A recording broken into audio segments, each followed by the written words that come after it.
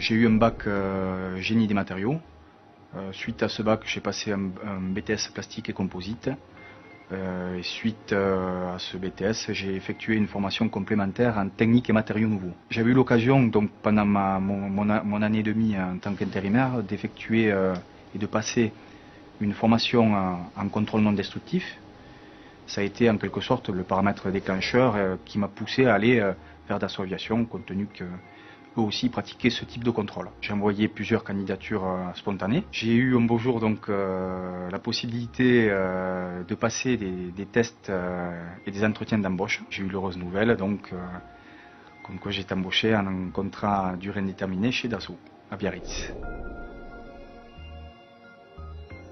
Je contrôle plutôt des éléments qui sont considérés comme des zones critiques de l'avion, des parties sensibles qui sont fortement sollicitées pour voir s'il y a l'apparition d'éventuels dommages et pour pouvoir réparer si c'est réparable et éviter bien sûr un endommagement total de l'avion. J'utilise donc des méthodes de contrôle non destructifs, donc telles que les ultrasons, les courants de Foucault et autres méthodes, radiographie, pour évaluer dans le cas d'une expertise, par exemple, suite à un élément qui est en retour du client, les dommages de l'élément et pouvoir donc transmettre au bureau d'études des éléments pour pouvoir entreprendre la réparation.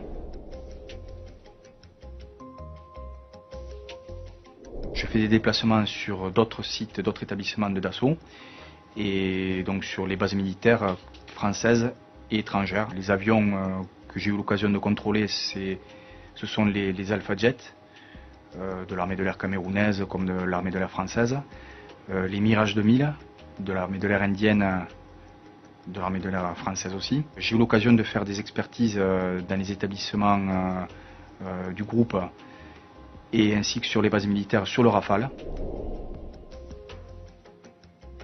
Le domaine médical, on a tendance à passer tout un tas de visites. Plus on vieillit, plus on fait appel aux médecins.